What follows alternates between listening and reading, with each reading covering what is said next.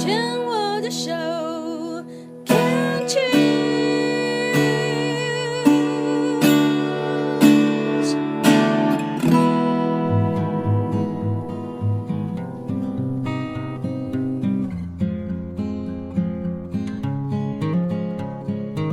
我们生活的地球是一颗美丽的星球，我们生活的台湾是一个美丽的岛屿。走进大自然的怀抱，仿佛回到母亲的怀里，身心的压力病痛立刻被爱消融，被爱充满与滋养。让我们一起走进大自然。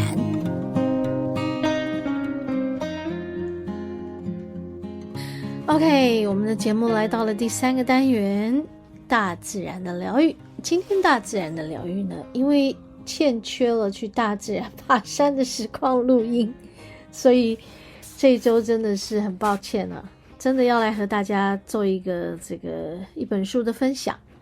上一周呢，我本来要分享这本书的，后来我想，还是出去走走好了，因为觉得有点脑雾，就出去走走的时候就，真的在28次公园就感觉到光的力量，感觉到大自然的力量，然后就整个人就好很多。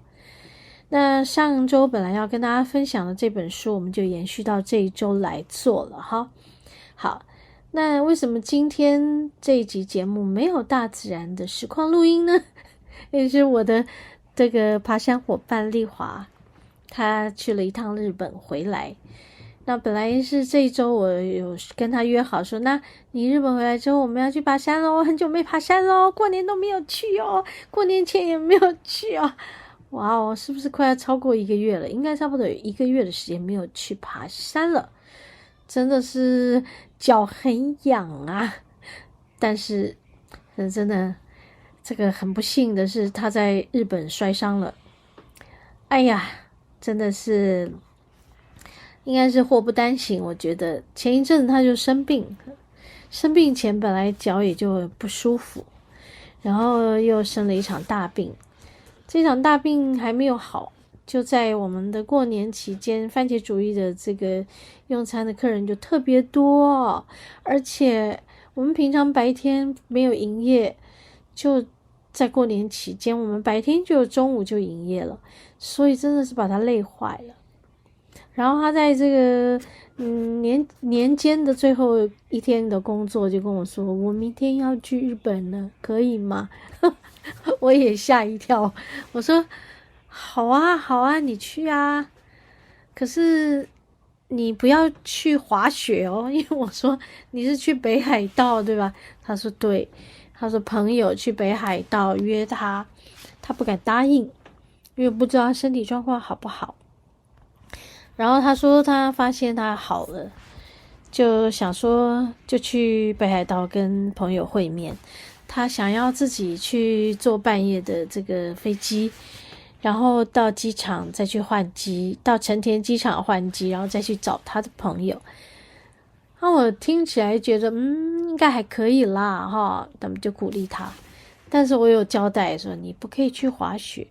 他问我为什么，我说因为你的身体状况还没有真的很好哦，我说怕你滑雪的时候需要体力，而且滑雪其实是要平衡感很好的。我觉得虽然他的运动细胞很棒，但是他去年就一直在生病，我就跟他说你可以不要去滑雪吗？他就答应我说好，不要，他就是乖乖的在附近这个步道走走好了，这样。结果他一回来，我去接他的时候，他还没有不敢告诉我吧，只是觉得他走路怪怪的，然后第二天工作的时候，我就看他走路怪怪的，然后就在他请我帮他搬一张桌子的时候，我觉得奇怪了，为什么你走不动呢？我说你脚到底怎么了？我问了第3次了，你脚到底怎么了？这还说我摔伤了。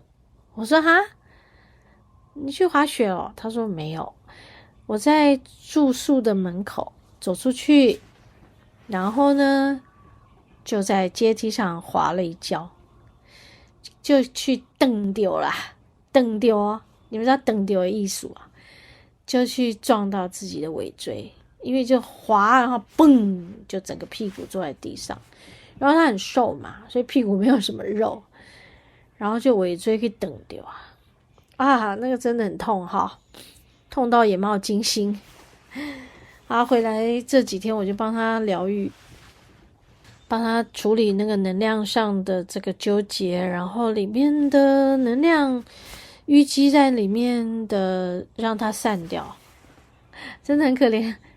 所以我们这一周没有办法出去大自然走走嘿嘿，所以我们今天要来念书 OK， 要来念一个大卫乔治哈斯克他写的一本书叫《嗅闻树木的13种方式》。 OK， 我们休息一会儿，等一下下一段节目来为大家念书 OK。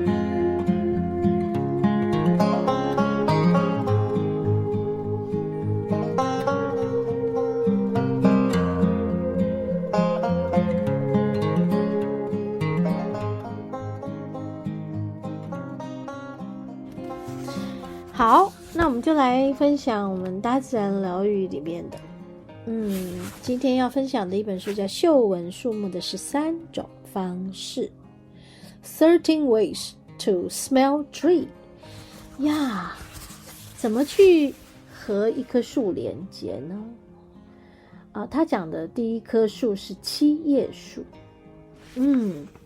七叶树又称什么玛丽？他说这个有个目录我们先看一下他目录上的一个短篇。他说树木在我身上，也在我体内，可以说赖上了我，在我体内悠游。视觉和听觉至少是大体。很有趣他有这样形容，视觉和听觉至少是大体，懂得利用光子和声波作为媒介，将我们和外界连接起来。嗅觉这最无理的感官却并非如此。他用了很拟人化的一个方式去形容怎么闻一棵树。他其实总共闻了13棵树吧OK， 然后我们现在就来看他说要献给所有的师者，包括人师与非人师。前言有讲到树木的气味是一个多么怪的主题虽然我们很少想到树木和它们的气味却是全面渗透我们的日常生活，每种气味都是一种邀请。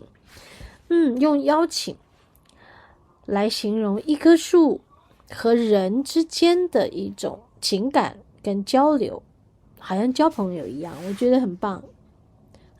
可以把它说成邀请，气味是邀请，用它的气味吸引我们，对吧？那种感觉挺好的。OK， 所以当作者这么形容的时候，你看这本书看完，你再去森林里面走路的时候，你会对那种气味感觉到好像就是那棵树在和你交朋友，在吸引你，在希望你能够了解它，它用它的气味来让你认识它。那我们人有没有气味？我们人一定也有气味，对吧？所以我们怎么吸引那棵树？我现在要讲的就是对我们怎么吸引那棵树呢？在森林里面有很多味道，但是我常常闻到的跟人有关的味道就是香水，这是最让我受不了的。你想想看是很不天然的、很不自然的味道就出现在森林里面，真的很违和，对不对？还有一种就是人身上的，并不是臭味，不是汗味这是那种洗衣精的味道，就是好像我常常闻到的就是送洗的衣服，比如说他是拿去这个自助洗衣，然后他们都用同一种洗衣精，然后那个洗衣精烘干了以后就会呈现那个洗衣精的味道。哇，他走过我身边的时候我就一阵难受。好，那种就是很不天然的味道。好 OK， 所以作者就说了，这个气味是一种邀请，的确没错。它如果我们可以放慢脚步，闻一闻树木的气味的时候，我们会感到愉悦，的确然后却也生出好奇，的确，我们真的会在想，这个味道是来自什么呢？是它的哪一个部分呢？对不对？每一棵树都有它的味道哦。好，那你可以记得吗？一定可以记得。像我记得樟树的味道，我记得樟树的味道好清楚。好，然后这棵树为什么是这个味道呢？好，那如果我循着这个味道往上追溯的时候，你会探寻到它的生态和它的文化根源。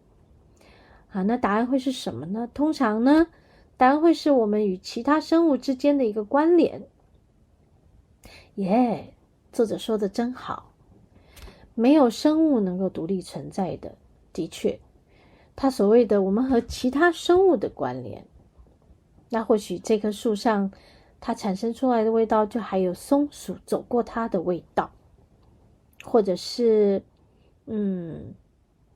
有一只这个啄木鸟、五色鸟在它身上待过，然后找出一个洞来。会不会是这样？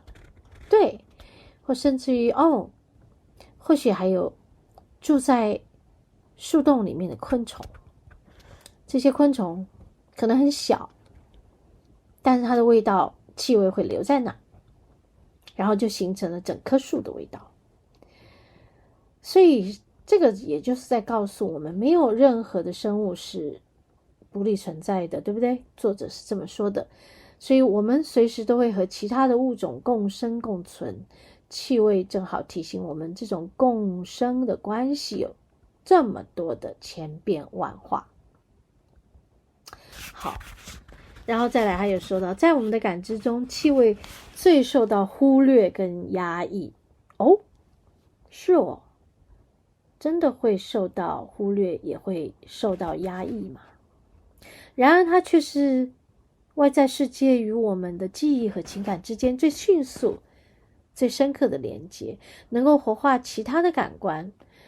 动动你的鼻子，准备踏上这段感官的旅程，体验我们与树木这个旁系亲族之间的关系。这是一场多感官的体验，所以让你的耳朵也准备好。很棒啊！他说，小提琴家兼作曲家凯撒琳·列曼，他创造了一系列的迷你乐章，每一段都是对本书章节的一个回应与伴奏，巧妙地交换树木的存在与能量，也提示我们与树木之间的关系。不错哟。